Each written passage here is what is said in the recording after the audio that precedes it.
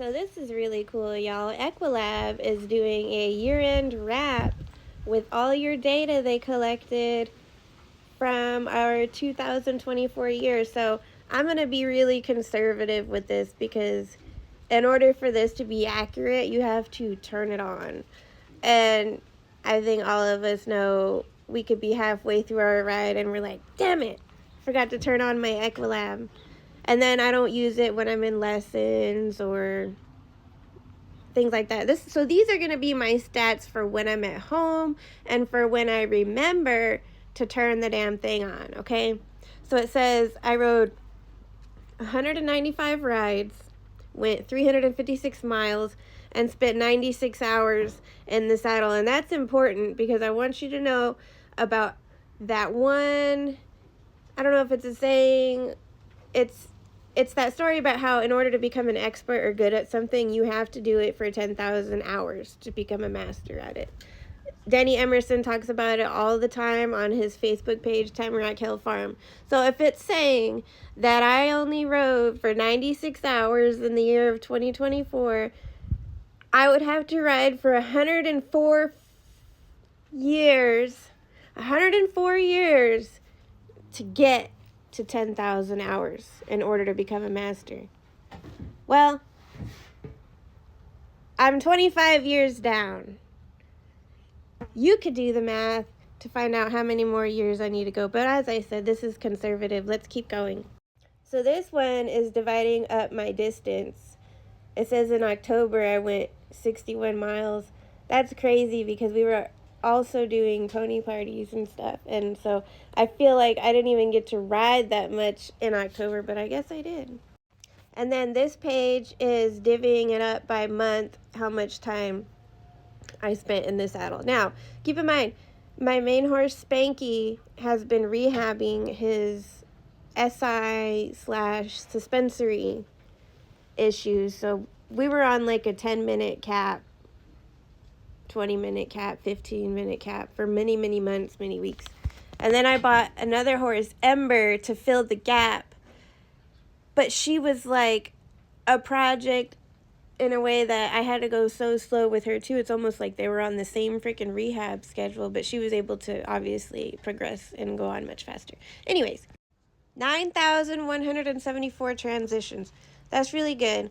I really do feel like Equilab undercounts the transitions because I don't know if their technology is good enough to count transitions within the gates or if they're just talking about transitions between each gate, like going from walk to trot, canter to trot, whatever. Next. Hell yeah, you better be doing a lot of walking. Walk, walk, walk, walk, walk, walk, walk. You cannot hurt a horse walking. You can rehab a horse walking. That is how you build muscle. Walking, walking, walking. Not just 5 minutes before you ride. Bro, like 20 minutes. Fight me, dare you. Trotting. Yeah, we don't do a lot of cantering. That was like one of the last things for Spanky to get cleared on doing. And his language is actually bucking. So I don't canter that much. He's getting stronger though. But I'm in the top 5% of Equilab users. Bro, actually, I'm going to say I'm the top 1% because you're not accounting for that. Remember how I say it's like 85% and then all my lessons? Gotta count my lessons. I don't have an Apple Watch. I'm sorry. I'm not bougie like that. And yes, I'm a night owl. I live in South Texas. The only time I can freaking ride is at like 6 o'clock at night. Except for now, in the wintertime, where it's 90 degrees on December 30th.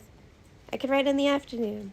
I've never been really big on uploading images here. I did for a moment try to start pairing my rides with like a screenshot from whatever Ride IQ thing I did that day. So there's one of them. And then like the times that my horses sweat because Spanky doesn't sweat that much. So I'm like, oh, he sweated. And this is just an example of like one of the maps that you can...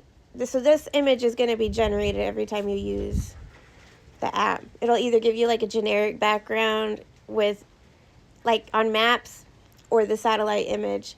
And so I was showing my wife this one because this one I'm riding 7. I know it says flag mount scandal on there, but I'm poor and I don't pay for the premium subscription. But he is a horse that, well, he's really weak. He's been on the back burner, but I guess his thing is his right lead. And so I wasn't even asking for it. I just have taken on this idea that balance is the only thing that matters. And because now I make sure that they're being ridden in balance. I don't even know if I was asking for the canter, if we just naturally went into it, but he picked up his right lead canter. You can see it on the pink circle. So he picked up his right lead canter. I answered a phone call from my mother about her heart failure appointments. Hung up the phone and then promptly stopped. So you can see how the red line turns to green. Got off, undid his girth, and walked him back because he was such a good boy. And it's like such a big deal that he got his right lead.